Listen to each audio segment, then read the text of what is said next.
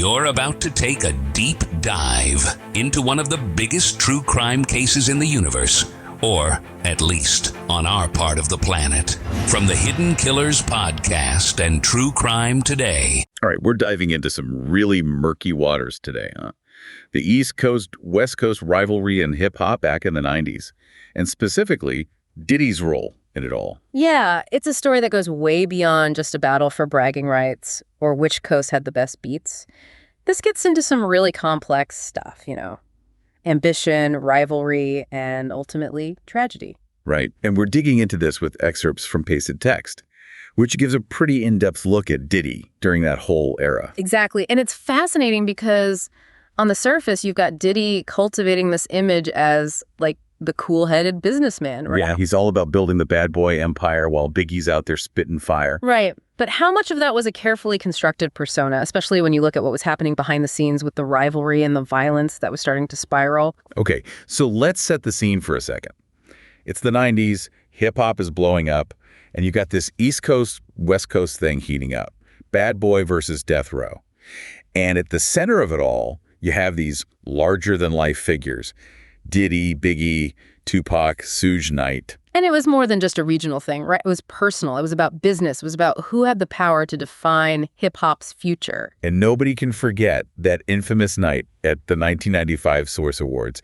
I mean, the tension was so thick, you could cut it with a knife. Oh, man, that was a turning point for sure. Suge Knight, right there on stage, basically throws down the gauntlet. He's like any rapper who's tired of their label head trying to outshine them.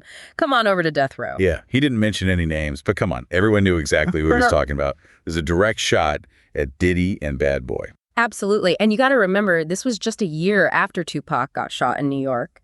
That whole incident shook him up and really fueled his distrust of, the whole East Coast scene. So when Suge Knight basically calls out Diddy like that, it just validates all of Tupac's anger and suspicions, right? Exactly. And it takes this rivalry to a whole other level. So you've got this already volatile situation, and then Suge Knight throws that grenade into the mix. Yeah. So how did Diddy, Mr. Calm, cool and collected, respond to that?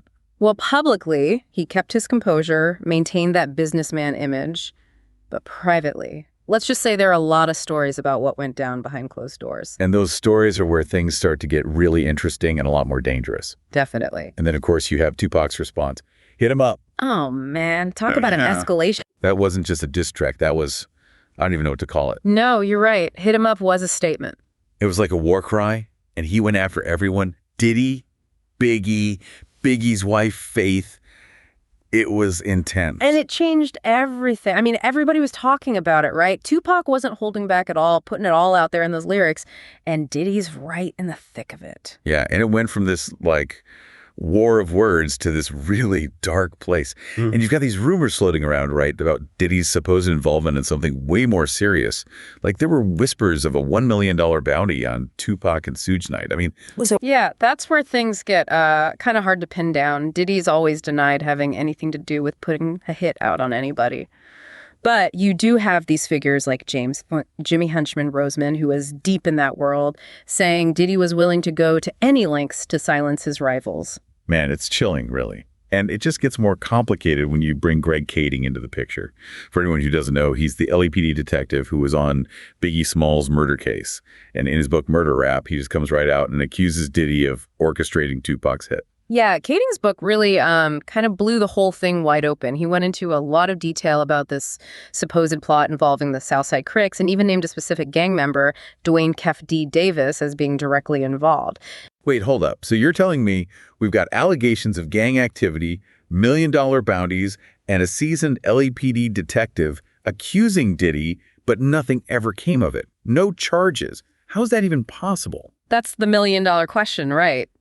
Kading's investigation never resulted in any charges against Diddy, and without hard proof, it's tough to sort out what really happened. We're stuck with this, unsolvable equation. It's like trying to put together a puzzle where half the pieces are missing. Right, exactly. What was Diddy's actual role? Was he calling the shots, or was he, caught in the crossfire of something he never intended to create? It's wild to think about Diddy, Mr. Business Mogul, being mixed up in a world with gang violence and stuff. Was that all an act? Or was he just in way over his head? And on top of all that, you can't forget, just 6 months after Tupac is killed, Biggie Smalls is murdered in LA, another drive-by, another unsolved case. It's hard to ignore that timing. It's eerie, man. It really makes you think about whether Biggie's death was payback for what happened to Tupac. And if it was, where does that leave Diddy? Exactly. I mean, it's impossible to ignore the shadow of the Southside Crips in all of this. Were they just muscle for hire, or was there something more to their relationship with Diddy? Yeah, was it a matter of Diddy seeing this whole East Coast, West Coast thing getting out of control and thinking, I need protection? Or did that decision, even if it was about safety, drag him further into a world he never wanted to be a part of?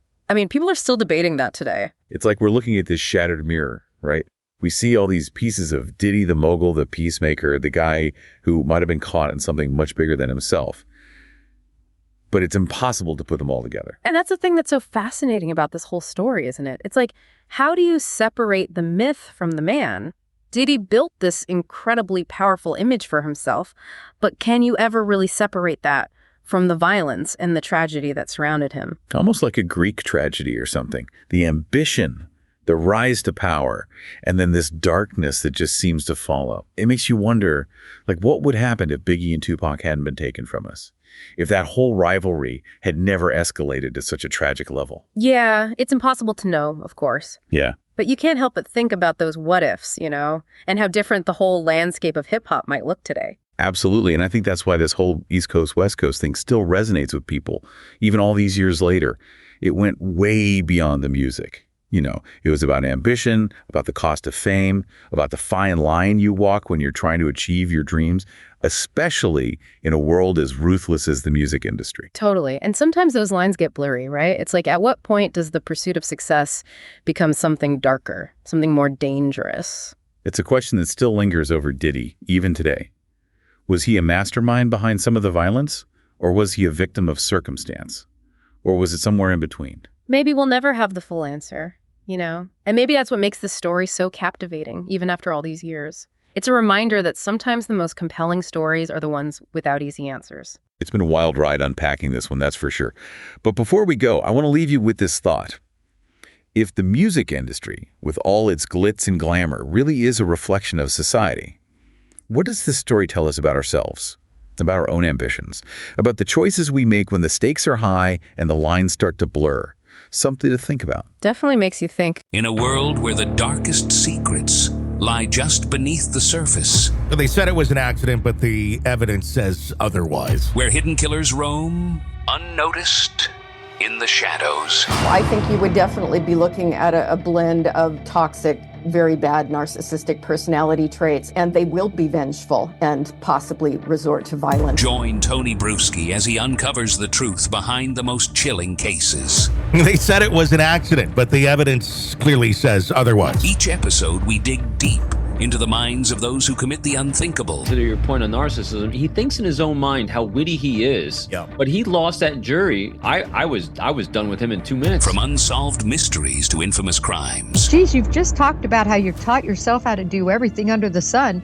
I bet you did a YouTube video, how to best kill somebody with a knife. Hidden Killers with Tony Bruschi takes you where few dare to go. How does someone with such a dark secret go unnoticed for so long? With multiple new episodes every single day. We're not just telling stories, we're seeking justice. Listen now on Apple Podcasts or wherever you get your podcasts. Just search for Hidden Killers with Tony Bruschi.